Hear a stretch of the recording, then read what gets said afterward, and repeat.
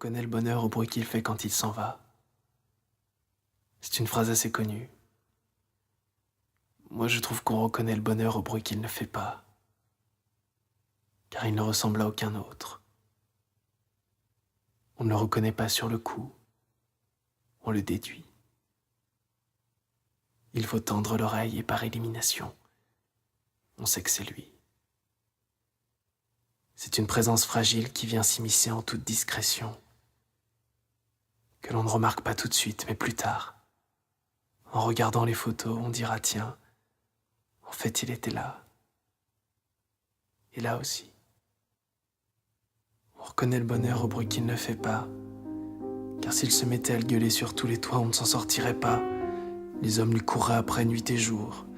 S'il venait à déclarer « Eh oh, j'existe en fait », chacun essaierait de l'avoir rien que pour soi.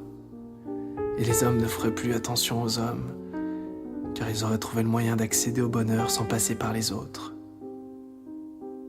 Alors que s'il entretient le mystère autour de son existence,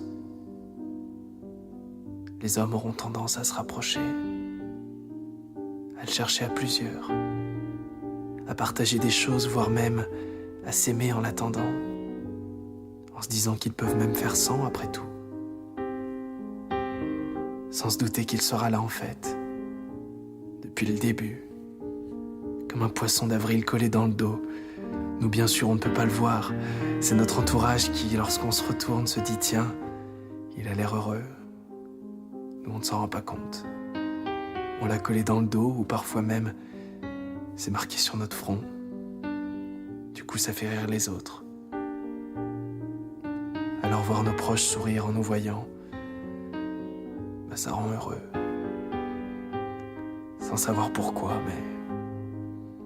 mais on a l'air moins con. Le bonheur se reconnaît au bruit qu'il ne fait pas. Mais a-t-on vraiment envie de trouver le bonheur ? Une autre phrase célèbre disait « Mon père était chercheur d'or, l'ennui c'est qu'il en a trouvé ».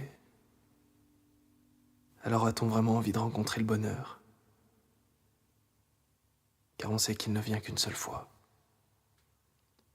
A-t-on vraiment envie de trouver le bonheur ? Sommes-nous plus heureux lorsque l'on passe sa vie à le chercher ? Ou bien lorsqu'on l'a croisé un temps et qu'on passe sa vie à le regretter?